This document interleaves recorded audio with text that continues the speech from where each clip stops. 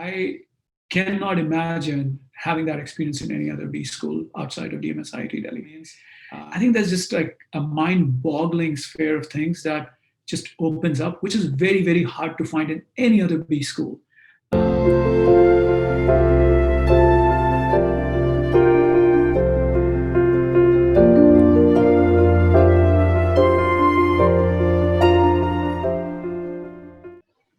Hello everyone, and I welcome you to Bodhi, the Alumni Wisdom Series of DMSIT Delhi.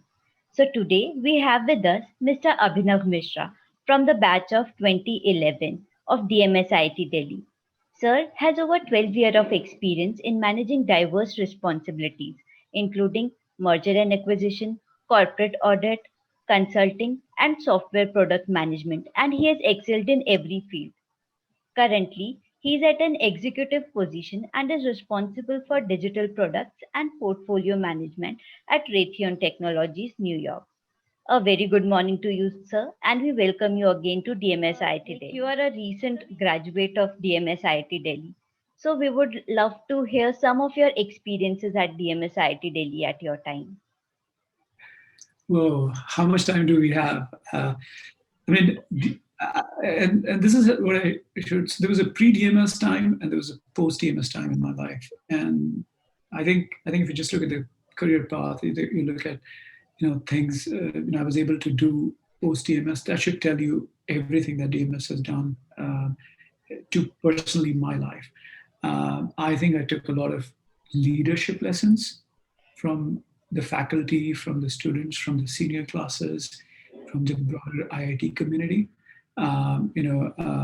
I remember being really frustrated as a class rep because there was so much administrative work that was done, and then also being pushed into placement committee to go, talk to banks in Bangalore, Goldman Sachs, and I think I remember still a KPMG to our campus for the first time. And so on and so forth. So it was a very enriching experience. The biggest few things that I remember all the times that Kanika ma'am took us through the behavioral economics portion of finance. I think that was, or HR finance kind of, together. I think that was pretty cool.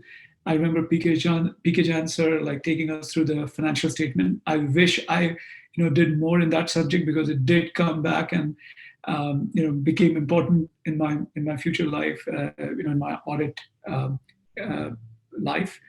I remember MP Gupta sir, pulling all of us in researchers and interacting with the government agencies. I think I cannot imagine having that experience in any other B school outside of DMSIIT Delhi.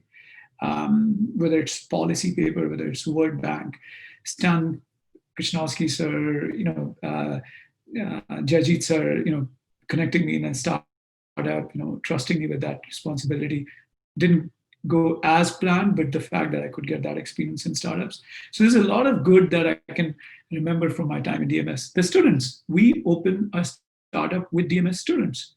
We wrote papers that were published with the students from our class. So I just have so many memories and friends for life that I'm just thankful to DMS, honestly. So that's why I said there's so much there that I can unpack.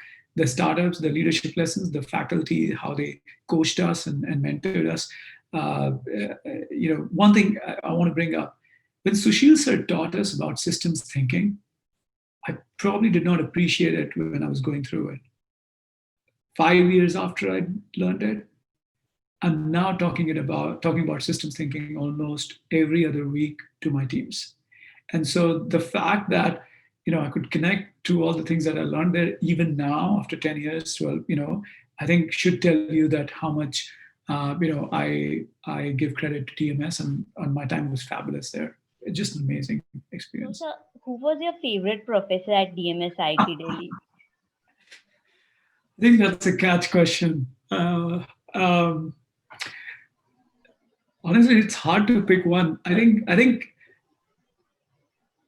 I was probably closest to MP Gupta sir, and probably Professor Jajit. I think I was closest to them, right? So basically, all the technology management just because of my interest in technology. So whether it's with healthcare technology or e-governance or m-governance, that I think that was just my field of interest. So that's why I gravitated towards that kind of setup. So I don't want to pick a favorite. I can just tell you where I spent most time. I think that's a catch question. I'm not going to fall into that trap, but I think I worked a lot more with Gupta sir than any other professor, just because of the alignment of what he was doing and what I was interested in. And so we would also like to ask you that what makes DMS so special and so sought after for all the future aspirants? Yeah, I think that's a good question, and I probably alluded to it in the past conversation as well. I think there are few things that make DMS different. Special is subjective, but what do you get from DMS that you cannot get from any other institute? And I was talking about it. I'm proud to be a technocrat manager, right? I don't. That's what I wanted. The fact that I could get exposure to, all the things of my interest at DMS. Was just amazing, right? Uh, I think the biggest thing that sometimes gets under the carpet, which I think we should leverage more as MBAs, is research. You don't get to do MBA research while you're in a B school in 99% of the business schools that are there in the world, right? You do get that opportunity at DMS. Use it, right? The motivation to publish things, the motivation to do researches, the motivation to work with PhD students on their assignments, go to other IIT departments which were doing researches in similar domains.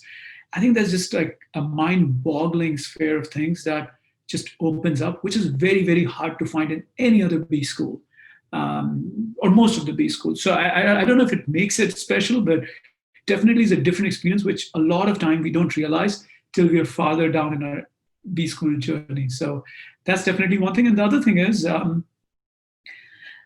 I think just ability to experiment and fail.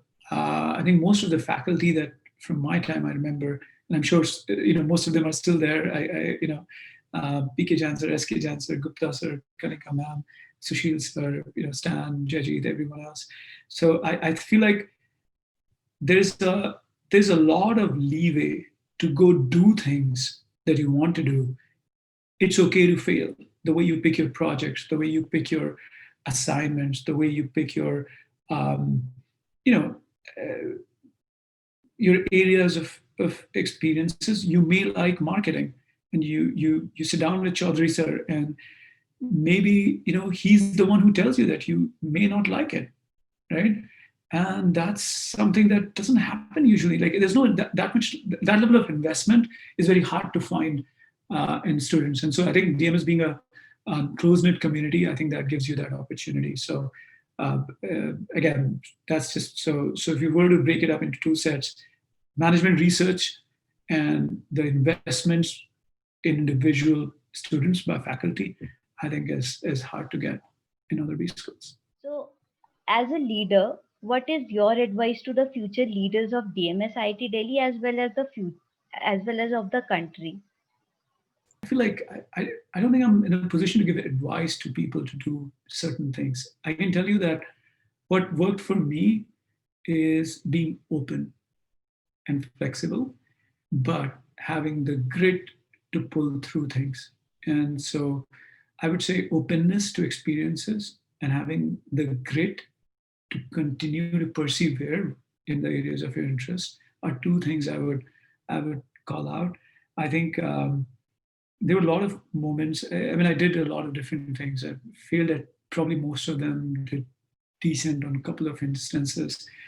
But the fact that there were people ready to give those opportunities is very, very important. So building a network, building a support system around you, whether it's your folks from DMS, whether it's folks from your prior undergrad schools, whether it's your folks from your hometown, I think it's very, very important. There were times in all our lives when we needed advice. And I think all of us were open enough to say that, hey, I don't know the answer. Can you help me?